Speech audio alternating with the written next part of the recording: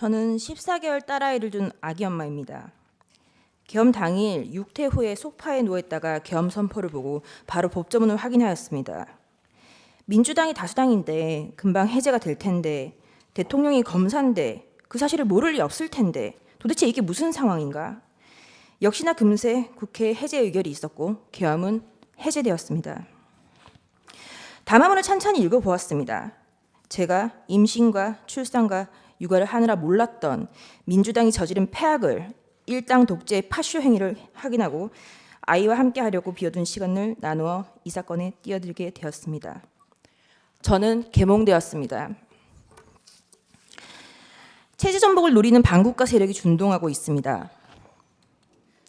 약 4개월 전 선고된 민주노총 간첩 사건에서 최근 우리 사회의 모든 갈등이 간첩들의 지령에 의하여 일어났다는 사실을 확인할 수 있었습니다. 그 대표적인 것이 후쿠시마 원전 오염수 괴담입니다. 한반도와 주변 나라들에 대한 핵 테러 행위, 전 인류에 대한 대학살 만행을 폭로 단죄하는 기사들을 집중 게재하게 하라. 민주당의 플랜카드입니다. 인류를 향한 핵 테러 시도를 당장 중단하라. 간첩 지령과 비슷한 단어입니다. 후쿠시마 오염 괴담이 사실이 아니라는 것을 밝히는데 1조 6천억 원이 소요되었습니다.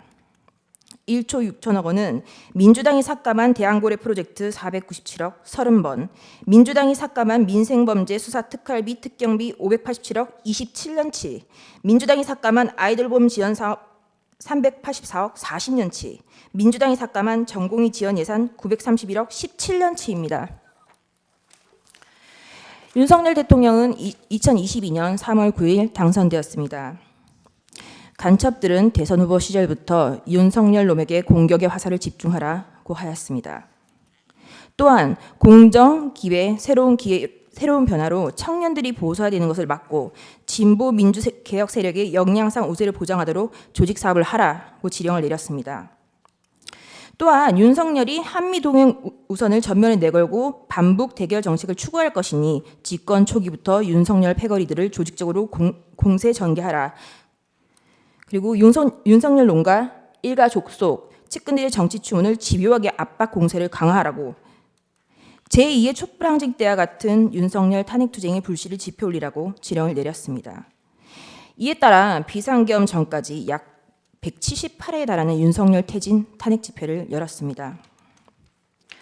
이 사건 계엄을 내란죄로 고발한 자는 민주노총 위원장이었습니다. 그리고 2025년 2월 21일 며칠 전 이재명은 민주노총을 찾아가 민주노총은 탄핵 사태 때 가장 큰 역할을 하였다고 감사 인사를 하였습니다. 간첩들은 국회 진입에도 적극 개입하였습니다. 진보당과 연대하라. 정의당의 당 지도부를 장악하도록 밀어주라. 한편 문재인 정부는 박근혜 정부의 계엄 문건을 친위 쿠데타로 몰아 2018년 기무사령부를 해체하였습니다. 104일 동안 200여 명을 조사했지만 내란 음모는 전원 무혐의 종결 처리되었습니다. 민주당이 지금 하고 있는 내란몰이를 예행 연습해 두었던 것입니다. 나라를 위하여 헌신해왔던 군인들에게 모욕과 고초를, 간첩을 잡는 방첩 사업 업무를 질적 저하를 야기시켰습니다. 또한 문재인 정부는 박지원 전 국정원장은 2020년 국정원의 대공수사권을 폐지하였습니다. 민주당은 자신들에게 국민이 부여한 대정부 견제권이라는 것을 앞세워 지금까지 총 29차례의 탄핵을 발의하였습니다. 계엄 전까지 22차례, 계엄 이후 22일 동안 7차례, 수사 방해를 위하여 검사에 대한 14차례, 언론 장악을 위하여 방송통신위원장 등의 6차례의 탄핵을 발의하였습니다. 지금까지 단 한 차례의 인용은 없었습니다. 이상민 전 행안부 장관은 헌정 사상 최초로 탄핵된 국무위원입니다. 이태원 참사가 일어나자 간첩은 민주노총에 지령을 내렸습니다. 이태원 참사 희생자 추모 시민 촛불 집회를 개최하여 윤석열 퇴진 함성이 서울 시내를 흔들게 하라. 박근혜 년의 탄핵을 이끌어낸 2014년에 세월호 참사 진상규명 투쟁과 같은 정세 국면을 조성하라. 북한이 지시를 내린 구호는 국민이 죽어간다. 이게 나라냐. 퇴진이 추모이다. 입니다. 그 구호는 실제 사용되었습니다.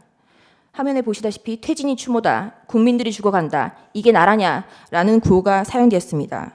이 구호를 사용한 단체는 촛불행동입니다. 촛불행동 상임대표 김민웅은 민주당 김민석의 친형입니다. 이것이 저희가 확인한 민주노총 간첩 판결문의 마지막 지령입니다. 우린 아직 검거되지 않은 간첩들이 어디서 얼마나 어떤 지령을 내리고 있는지 알 수 없습니다. 이상민 장관에 대한 탄핵소추는 만장일치로 기각되었습니다. 직무정지 기간은 167일입니다. 29차례 탄핵 중 14건은 검사에 대한 것입니다. 제1차 검사 탄핵입니다. 헌정사상 첫 번째 검사에 대한 탄핵입니다. 이날은 이재명의 백현동 대북 송금 의혹에 대한 영장 체포동의안 표결이 있었던 날이었습니다. 이날 민주당은 국무총리 한덕수에 대한 해임 건의안 그리고 검사 안동환에 대한 탄핵소추를 맞불로 상정하여 가결시켰습니다. 검사 안동환에 대한 탄핵은 기각되었고 직무정지 된 기간은 251일입니다. 제2차 검사 탄핵, 검사 이몽석, 검사 손준성, 검사 이정섭, 검사 이희동, 그리고 제1차 방송통신위원장 이동관에 대한 탄핵을 23년 11월 9일 발의하였고 철회하였습니다. 이 중 검사 이정섭은 이재명에 대한 쌍방울 대북 송금 사건, 법화 유용 사건을 수사한 검사입니다. 2023년 12월 28일 제3차 검사 탄핵, 검사 손준성, 검사 이정섭에 대하여 그리고 이동관 방송통신위원장에 대하여 탄핵소추를 다시 발의하였습니다. 그리고 방송통신위원장 이동관에 대한 탄핵소추는 철회하였습니다. 그 철회 사유는 방송통신위원장에 대한 탄핵 사유를 검찰청법 위반으로 탄핵소추한다고 하여 황급히 철회한 것입니다. 이 탄핵소추안은 고민정 등 168인 등의 발의로 제출되었습니다. 민주당의 탄핵소추권은 이와 같이 사용되었습니다. 최소한 탄핵소추안을 쓰는 성의조차 없었던 것입니다. 그리고 그 다음 날 2023년 11월 29일 방송통신위원장 이동관에 대하여 세 번째 탄핵소추를 발의하였습니다. 이동관은 20일 사이에 3번이나 탄핵 발의를 당하였습니다. 탄핵이 가결되면 직무집행이 정지되어 방통위 업무가 마비되므로 이동관 방통위원장은 결국 사의를 표명하였습니다.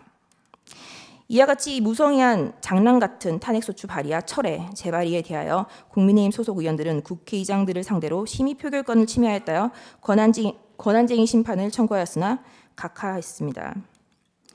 결국 검사 손준성과 검사 이정섭에 대한 탄핵소추는 가결되었고 검사 이정섭에 대한 탄핵소추는 탄핵 사유 대다수가 직무와 무관, 특정되지 않아 전원일치 기각 결정이 내려졌습니다. 직무정지 기간은 272일입니다. 제4차 방송통신위원장 탄핵 2024년 6월 27일 방송통신위원장 김홍일 탄핵소추 발의되자 자진 사퇴하였습니다. 제4차 검사 탄핵 2024년 7월 2일 검사 박상용, 검사 강백신, 검사 엄희준, 검사 김영철에 대하여 탄핵소추 발의가 있었습니다. 검사 강백신은 이재명에 대한 대장동, 백현동 사건을 수사한 검사입니다. 검사 엄희준은 이재명에 대한 대장동, 백현동 사건을 수사하고 이재명에 대한 구속영장 청구를 한 검사입니다. 검사 김영철은 민주당 전당대회 돈봉투 사건을 수사한 검사입니다. 검사 박상용은 쌍방울 대북 송금 사건의 수사검사입니다. 검사 박상용의 탄핵소추 사유입니다. 민원인 대기실 바닥에 설사를 하고 벽에 대변을 발랐다. 이화영에 대하여 이 보이는 영상 녹화실에서 연어회와 종이컵에 소주를 따라주고 진술을 회유하였다. 이재명에 대한 대북 송금이 표적 수사라는 것, 그리고 그것이 탄핵소추 사유였습니다. 당연히 이화영의 주장은 항소심에서 모두 배척되었습니다. 2024년 7월 25일 제5차 방송통신위원장 직무대리 이상인에 대한 탄핵소추가 발의되었고 다음 날 사의를 표명하였습니다. 이진숙은 2024년 7월 30일 방송통신위원장에 취임을 하였고 그 다음 날 탄핵소추가 발의되었습니다. 단 이틀 일하였는데 헌재는 4대4로 기각을 하였고 직무정지 기간은 174일입니다. 문재인 정권의 사드 고위지원 및 2급 비밀을 중국에 유출한 간첩 행위를 감사하는 것을 표적 감사라고 민주당은 비난을 하였습니다. 그러다가 2024년 12월 2일 독립된 헌법기관인 감사원장에 대한 탄핵을 발의하였습니다. 그리고 같은 날 검사 최재훈, 검사 이창수, 검사 조상원에 대하여 탄핵소추를 발의하였습니다. 그리하여 하루 뒤 그 다음 날 대통령은 2024년 12월 3일 비상계엄을 선포하였습니다. 반국가 세력의 사회 장악, 민주당의 언론 장악 시도, 입법 폭거, 사법 업무의 마비, 삼권 분립 원칙의 울각, 헌법기관인 감사원의 독립성까지 좌지우지하려는 일당 독재 파쇼행위 대하여 국민들에게 현재의 상황을 알리기 위한 대국민 호소의 계엄을 선포하였습니다. 그럼에도 민주당은 멈추지 않았습니다. 결국 2024년 12월 5일 검사 최재훈, 이창수, 조상원에 대한 탄핵을 가결하였습니다. 그리고 감사원장 최재해에 대해서도 탄핵을 가결하였습니다. 감사원장의 탄핵 사유는 구체적으로 특정되지조차 않았고 검사 3인에 대한 탄핵 소추 사유도 모호하다고 지적을 받았습니다.